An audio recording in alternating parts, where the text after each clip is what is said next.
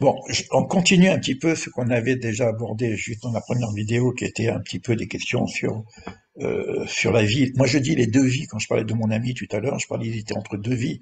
Bon, finalement, à un moment donné, on est obligé de faire ce passage. Mais non, la question que tu viens de poser, Bernadette, au niveau de la réincarnation, de métempsychose, nous, on parle de cycle de vie. Et je voudrais en parler un petit peu avec les lettres. Puisqu'on a dans notre programme, que ce soit le coaching existentiel ou que ce soit la voie des lettres, hein, on appellera ça la voie des lettres, en tout cas les enseignements sur les lettres hébraïques, on aura donc des ateliers séparés. Et le coaching existentiel, c'est aussi des portes qui sont avec les lettres. C'est pour ça que je propose à toutes les personnes qui veulent suivre la voie des lettres de prendre aussi le module coaching existentiel. De toute façon, ça sera le droit d'entrée hein, pour accéder aux ateliers. Le créateur donc choisit la lettre bête pour être la première lettre de la Torah, du mot Bereshit. Bereshit, c'est extrêmement important, on en parlera. J'espère que je donnerai des cours sur ce mot-là, parce que, bon, de toute façon, vous avez compris que moi, je suis dans focus sur le mot Bereshit, hein, avec ce dont nous avons échangé déjà. Et on avait dit que Bet, c'est la bénédiction. Mais Bet, c'est aussi deux. Alors, si c'est deux, donc c'est pas un, deux, c'est pas un, faut bien comprendre. Et on verrait que le Aleph, c'est un, au niveau des lettres. Mais deux vient dire une chose, c'est qu'on rentre dans un monde duel, avec bien mal, avec haut bas, avec masculin féminin, avec tout ce que vous connaissez au niveau de la dualité, le froid, le chaud, etc. Mais en même temps, puisque c'est la création, la lettre bête vient nous dire qu'il y a deux mondes. Alors, quand je dis il y a deux mondes, ce monde-ci, comme on l'a vu tout à l'heure, est un monde qui n'est pas fini, qui est en préparation, et on dit que ce monde est comme un prose d'or. Alors, je fais toujours ce cours-là pour la mémoire de mon ami hein, qui est parti hein, cette semaine, hein. Moshe, ça fait un nom qui a été ajouté, mais son nom c'est Maurice, Mordechai, qui est fils d'Esther et d'Aaron. Euh, donc, ben lui, il est déjà de l'autre côté actuellement. Mais cet autre côté dont on parle, c'est ce même côté finalement. Parce que le monde des âmes et le monde que nous sommes, ce ne sont pas deux mondes proprement dit. C'est là qu'il y a des cycles. Et c'est pour ça quand on parle de réincarnation, on parle plutôt de cycle. Je monte, je descends, je monte, je descends. C'est une naissance d'un côté, une naissance de l'autre. Il n'y a pas vraiment de mort. Il y a que il y a des départs qui sont des naissances dans un autre monde. Maintenant, quand on parle de deux mondes au niveau de la lettre bête, c'est plutôt de dire qu'il y a ce monde-ci qui est avec un décalage par rapport au monde de vérité, par rapport au monde projet, mais le monde projet est déjà inscrit dans le projet divin. Donc, s'il nous laisse un travail à faire pour atteindre le monde projet, c'est que nous sommes dans une situation qu'on appelle prose d'or, couloir, préparation, qui nous mène de ce monde-ci à ce monde vrai qui sera réalisé, dans lequel nous devons participer. On dit dans les termes hébraïques, Olam Hazé, ce monde-ci, Olam Abba. Alors les gens qui disent le monde futur, bon, c'est une façon d'y dire, mais c'est embêtant parce qu'on a l'impression que c'est ce monde-ci en devenir. D'accord? Donc ça répond à la question de Bernadette, c'est est-ce que ça c'est bien explicité dans la Bible? C'est explicité, sans rentrer même dans des trucs un peu compliqués. Vous prenez un livre comme ce qu'on appelle les Pirkei Avot, hein, les Maximes de nos pères, qui n'a rien d'ésotérisme ou de mystique ou de kabbalistique, hein. Et dans ce livre-là, vous avez tout de suite qu'on dit que ce monde-ci est un prose d'or et comme un couloir qui nous prépare au monde en devenir. Voilà pour la lettre B. Maintenant, la lettre Aleph n'a pas été choisie. Et la lettre Aleph va être choisie pour les 10 paroles. Alors, quand la lettre Aleph se présente, le créateur dit mais pourquoi tu t'es pas présenté? Mais tu as déjà choisi une lettre. Et c'est pas, le créateur ne veut pas changer de projet. Alors, le créateur lui dit bon, tu seras la première lettre de mes 10 paroles, qui vient dire je suis celui qui vous a sorti d'Égypte. Alors, moi, la question que je voudrais vous poser par rapport à ça, par rapport à ces deux lettres, parce que la lettre Aleph, qui est la lettre de l'unité, elle est fondamentale, parce que c'est là qu'on doit arriver. On passe du 2 au 1. Quand on parle de Dieu, on parle de l'unicité divine. Donc, atteindre l'unicité divine, ça doit atteindre la lettre Aleph quelque part. Et lorsqu'on fera les ateliers des lettres, même si on commence par le bête, la finalité du développement personnel, spirituel, qui nous serait donné à faire, si on utilise le support des lettres, c'est d'atteindre le Aleph. C'est pour ça que cette première lettre, bon, elle est en première lettre dans l'enseignement que je partage, mais finalement, on va la découvrir progressivement à travers toutes les lettres, et principalement à la fin. Et la question, qu'est-ce que je gagne au niveau de la lèvre de savoir que elle se présente au moment où Dieu se présente en disant je suis celui qui vous est sorti d'Égypte. C'est une question. Hein. D'un côté, on a le bête on voit qui est la lettre de la création, de la bénédiction, et de l'autre côté, on voit celui qui vous est sorti d'Égypte. Et ce Aleph correspond à l'unité. Or, on sait que la fin du processus de la création, c'est de pouvoir, V'yadaet et Hachem, et tu connaîtras le nom, Yotke Vavke, le nom d'Hachem, le nom de Dieu. Et ce nom de Dieu, c'est l'essence divine dans le sens de la représentativité de l'unité. Donc finalement, on est dans deux et la finalité, c'est de connaître le un divin. Et alors, qu'est-ce qu'on gagne lorsque Dieu se manifeste dans ce qu'on appelle la révélation, Sinaï? Qu'est-ce qu'on gagne à savoir que il se présente en disant je suis celui qui vous est sorti d'Égypte et pourquoi pas je suis le créateur du monde. Et c'est en rapport avec l'unité. C'est des questions pas faciles, hein, mais je les pose bon pour en raccourci et puis on aura tout le temps de travailler dans les ateliers. Tu peux répéter la question? Alors, je dis que la lettre bête représente la création et la lettre Aleph représente les 10 commandements qui commencent par je suis celui qui vous est sorti d'Égypte. D'accord? Et je voudrais savoir qu'est-ce que je gagne à savoir que quand Dieu se présente, il se présente. Donc c'est un honneur pour la lettre Aleph d'être dans les 10 paroles, mais à limite, et qui représente l'unité. Qu'est-ce qu'on a gagné dans cette affaire? Donc on a deux notions déjà de Dieu. On a une notion de ce qu'on appelle Elohim d'ailleurs, et une autre notion qui vient nous dire je suis celui qui vous a sorti d'Égypte. Et on sait que les noms sont différents. Alors, je voudrais savoir par rapport au Aleph qui devrait être en première instance, puisque c'est l'unité, et c'est le Aleph qui représente le divin, c'est pas le bête. Le bête représente la création, le Aleph représente le divin, au niveau de son unité. Hein. Oui? Ce qui est intéressant, c'est que le Aleph, si on voit l'ouverture du bête vers l'avant, le Aleph est derrière le bête. Oui, d'accord. Chose qu'on voit, parce que bon, on ne voit pas vraiment le Aleph, mais on sait qu'il est derrière et ça fait le mot père. Av, père. Mais je voudrais savoir par rapport à notre échange qu'on a eu, puisque la finalité serait la connaissance de l'unité, qui est représentée par le Aleph, lorsque le divin, au niveau des lettres, hein, fait un cadeau quelque part au Aleph en disant tu seras la première lettre des 10 paroles. Alors on aurait pu avoir un divin qui se présente je suis le créateur du monde. En quoi dire que je suis celui qui vous est sorti d'Égypte est plus proche de la notion de Dieu que la notion du créateur. Et en quoi le Aleph est plus proche donc de l'idée de Dieu que le bête.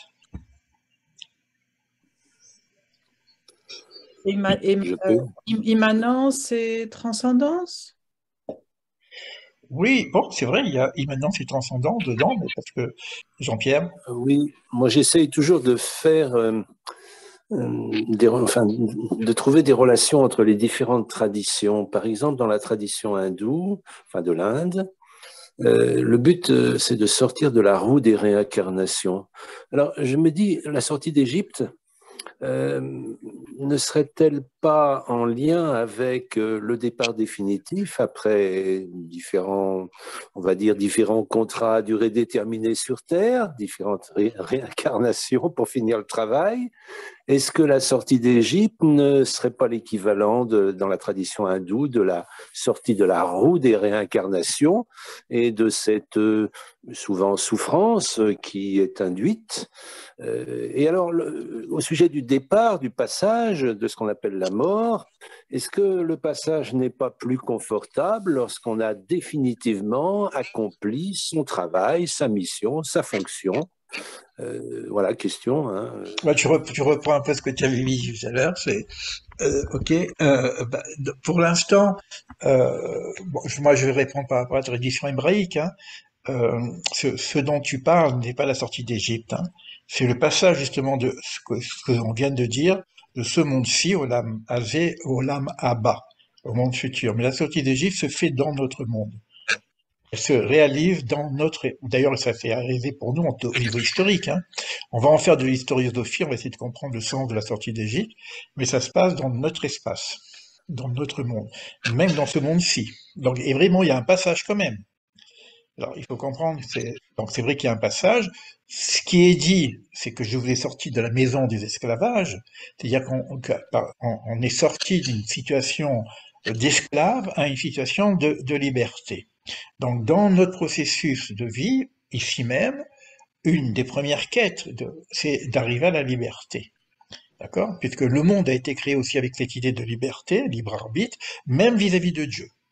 Donc évidemment, si moi je suis dans un espace torsionnaire ou totalitaire, ben, je suis pas libre. Donc l'idée de la sortie d'Égypte, c'est de sortir justement, et c'est en rapport avec aussi ce qui se fera éventuellement pour l'ensemble de la planète au niveau de sortir des espaces torsionnaires, des empires en même temps, où on a perdu notre liberté. Mais on est vraiment dans ce monde-ci. Mais en fait, c'est aussi peut-être une métaphore. Euh, C'est-à-dire, je suis celui qui vous est fait don de la création, mais aussi celui qui vous est doté du libre arbitre. Oui, ça, c'est au niveau de la création. Ça, on va le trouver dans le bête. Moi, je veux vraiment travailler sur la notion du Aleph et du bête. Et ce Aleph qui vient à ce moment-là. Je pourrais poser la question de façon plus simple.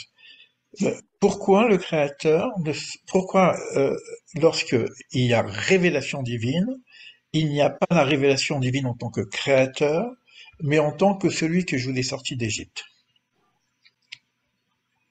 Ben, oui, mais de la même façon que quand il dit à Moïse, il dit pas je suis le créateur, il dit je suis celui que je serai. Pareil. Pareil, il se présente avec la même idée, parce que c'est Moïse qui va être celui qui va apporter cette révélation aux enfants d'Israël et puis plus tard pour nous tous je serai qui je serai, oui. Oui, au monde entier. Donc c'est à peu près la même idée. Parce que oui, Norbert. Peut-être que si on prend Beit de la création, donc le créé, il est intégré à l'unicité, donc à Aleph. Donc c'est ce qui fait que le créé Beit est intégré à l'unicité du Aleph ou à une globalité. Le Aleph, en fin de compte, protège, reçoit les lettres. Alors, il y a quelque chose comme ça dans les lettres, que la lettre Aleph est pratiquement la lettre racine de toutes les autres lettres. Et c'est vrai qu'en même temps qu'elle protège, elle amène quelque chose. Juste pour donner un exemple, quand on parle de la sortie d'Égypte et de ce que nous attendons, c'est la Géoula, c'est la libération globale, ça on appelle ça Géoula. Et le contraire de la Géoula, c'est l'exil. C'est l'emprisonnement quelque part, nous sommes en exil, et que je prends le mot Géoula, galout, ça se dit galout, l'exil, et si je prends le mot galout et je lui ajoute le Aleph simplement, je passe de l'exil à la Géoula. Lorsque le Aleph vient directement dans ce monde-ci, ça nous fait une sortie une grande sortie d'Égypte, quelque part.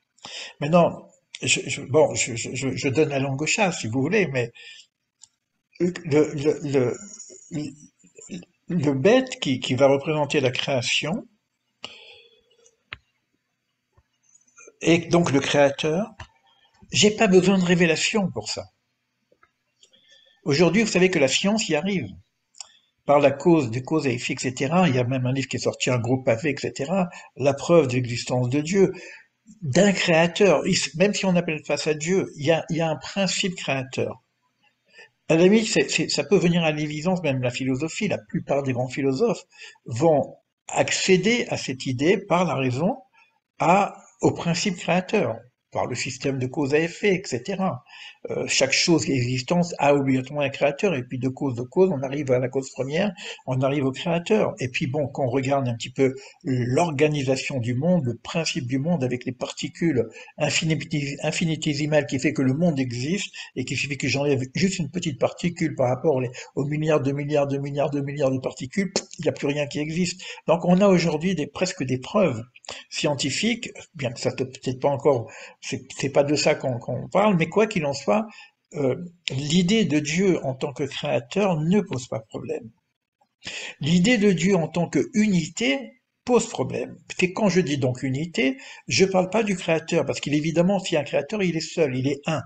Donc le un du créateur, c'est pas le un du chiffre, c'est pas de dire qu'il est un.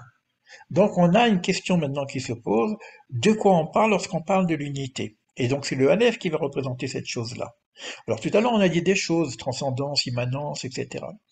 Mais j'aurais pas répondu complètement à la question, mais je vais répondre juste à une question, à la grande différence qu'il y a, et c'est pour ça c'est l'honneur du Aleph, à la grande différence qu'il y a entre le principe créateur et le principe unique, le principe de l'unicité, c'est que on pourrait dire que le monde a été créé par un principe créateur dont on ne connaît rien, ok, parce que c'est Big Bang, il se planque derrière la constance de Planck, même au niveau scientifique, on n'arrive pas au zéro, donc on n'arrive pas au créateur. Mais on sait qu'il y a ce principe créateur, on sait que ça peut venir d'un point unique, ok, c'est le machin, mais est-ce que ce créateur continue à se manifester dans le monde? En Est-ce fait, qu'il est souverain? Est-ce qu'il est souverain? Parce que la problématique que nous avons au niveau de l'unité, et c'est pour ça que la révélation sera l'unité, c'est que quand je vois le bien et le mal, je pense à deux mondes. Je pense au principe du bien, au principe du mal. Donc je suis dans une réflexion théologique d'un anti-Dieu pratiquement. Si Dieu c'est le bien, donc le mal ça peut être quelque chose d'autre. Or c'est plus une unité. Alors maintenant, quand le Aleph vient dire Anochi, je suis, mais ce je suis sorti d'Égypte, c'est-à-dire sachez que je participe à l'histoire du monde. Donc nous sommes partenaires, mais le divin lui-même continue à fonctionner dans la création du monde. On dit même Bechol Yom Maaseh Bereshit. Tous les jours, tous les instants, Dieu continue à créer le monde. C'est pas qu'il fut un temps où Dieu a créé le monde, il continue à créer et il le tient en permanence. C'est-à-dire que il fait partie de l'histoire.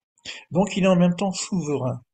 Quand je parle de ça, je commence à toucher des principes de l'unicité au-delà du principe de créateur. Donc l'idée du Aleph, il vient nous dire que il y a un principe divin qui continue à travailler à travers le monde, donc à travers moi-même. Ce que nous avons dit tout à l'heure, que nous sommes des êtres humains qui ne sont pas parfaits et qui devons nous parfaire, seul on n'y arrivera jamais. Donc en tant que bête, je suis dans la dualité. Je suis paumé. Les forces contraires sont devant moi. Mais le Aleph est toujours là, tu l'as dit tout à l'heure un peu Norbert. Le Aleph est toujours là, c'est-à-dire que le principe de l'unité cette fois-ci, le principe divin dans sa fonction du un est toujours là. Donc je peux m'accrocher un petit peu sur ce Aleph pour pouvoir dire je suis partenaire et mon vrai partenaire, c'est pas le bête, c'est ce Aleph. Moi je suis bête, mais j'ai comme partenaire le Aleph. Et tout le travail qu'on aura, et on fera un travail en méditation pour capter ces choses-là, les intériorer en nous-mêmes. Le principe du Aleph, c'est le principe divin dans sa complétude, dans son unité. Le principe Elohim, de créateur, c'est un principe divin dans une fonction duelle, c'est-à-dire de fonction où il y a justice humaine, la justice. C'est-à-dire, c'est pour ça qu'on parle on dit que Elohim, c'est la partie même dure du divin, c'est parce qu'elle est en rapport avec la nature, et la nature, elle est dure, elle est rigoureuse. Et alors que le un, il est en rapport justement aussi avec l'amour. Puisque un, Echad, un, en hébreu c'est Echad, Aleph, Echad, et Echad ça vaut 13, et l'amour ça vaut 13. Ahava, 13. Et quand vous faites 13 plus 13, ça fait 26. Et on sait que nous disons Yodke Vavke, ça vaut 26. Et si vous prenez le Aleph, c'est des choses que vous allez voir dans les vidéos. Si vous prenez le Aleph, il est organisé par un Vav, et puis deux Yud. Le Vav vaut 6, chaque Yud vaut 10, ça fait 26. Donc on a un principe comme ça, donc on parle souvent d'une chiffre 26 qui correspond à l'unicité de Dieu, mais qui est 1, qui est 13, etc. Bon, voilà de façon plus simple, hein, parce qu'on ne va pas faire un cours plus évolué, mais on a plusieurs mois à passer ensemble au niveau des ateliers pour étudier, partager, etc. Voilà pour la deuxième partie. Si vous avez une question sur ça, on peut y répondre. Et après, je passe à la troisième partie. Moi, j'en ai une. Oui, Bernadette. Bienvenue au club, Bernadette, parce qu'avec tes questions, on a toujours avancé. Alors, justement, il y a quelque chose que j'étais en train de me demander. Donc, dans la dualité, il y a la permanence de l'unité. C'est bien ce qu'on est en train de dire. D'accord. Et je me demandais si on pouvait Alors moi, je dirais quand même le contraire, pour que ça soit plus...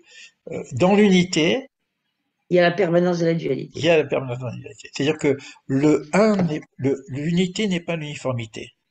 L'unité contient la totalité. Donc, elle contient aussi la dualité. Et est-ce que c'est pas ce jeu, justement, qui dit ça, qui raconte ça? Anochi, oui. Voilà. Parce que ça commence par un Aleph. Ça commence par un Aleph, oui. Alors que Bereshit, ça commence par un Bet. Oui. Est-ce qu'il n'y a pas quelque chose comme ça qui est en vis-à-vis? Oui, puisque bon, tout à l'heure, elle a dit que si je mets le Aleph à côté du Bet, ça fait Av, le père, par exemple. Non, mais comme Anori, je crois, tu me diras si je me trompe, usité surtout parce que si je dis moi, je vais dire autre chose. Mais Anori, c'est usité pour désigner Dieu. Oui, alors, il y a beaucoup de choses sur ce mot Anochi. Une des choses, c'est que ce Anochi se révèle. J'ai pas la phrase exacte en tête, mais le Anochi vient dire je me révèle par mon écriture. Je me révèle par cette révélation. C'est-à-dire que la connaissance de Dieu se fait par le nom. Je me révèle par le nom. Donc c'est le Yudke Vavke qui va nous permettre d'avoir un accès à la divinité par la connaissance du nom. Quand on dit Yada'at et Hachem et tu connaîtras Dieu, c'est ce Anochi en même temps qui vient se présenter en tant que Yudke Vavke, le tétragramme divin. Donc on est dans la connaissance du divin. Et c'est à ce moment-là qu'on va comprendre qu'il rentre dans la création au niveau de sa participation en tant que souverain. Mais cette idée-là n'est pas encore visible, à part qu'il nous ait dit, c'est lui qui nous a sortis d'Égypte. Nous ne voyons pas aujourd'hui la manifestation divine, à part dans la nature.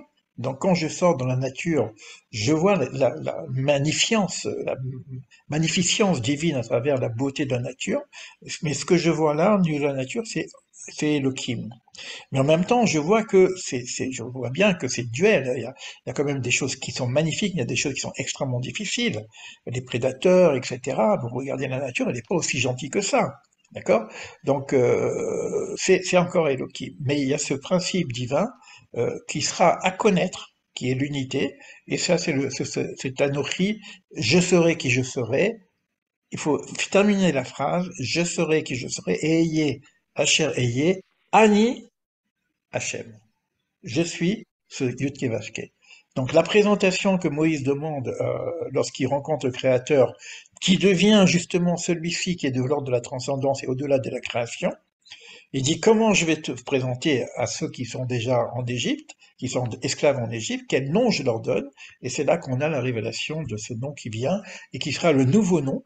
Et quand Moïse arrive chez le pharaon, il dit je viens libérer mon peuple pour qu'il serve Hachem et non plus Elohim. Et Pharaon, il dit, je connais pas, il connaît tous les noms de Dieu, c'est un des plus grands mystiques de la Terre, il connaît pratiquement tout, c'est l'initié des initiés, ça ne connaît pas, donc c'est révélation. Et s'il y a quelque chose à découvrir, c'est quelque chose à révéler au monde, c'est ce nom-là, Yudke Vavke, qui sera là, et qui est représenté par le Aleph. Donc voilà pour les lettres. Je vais couper l'enregistrement. Et je vais passer maintenant, bon, aux petites questions comment dire, plutôt de nos ateliers et de voir un peu comment on va se travailler ensemble pour le futur.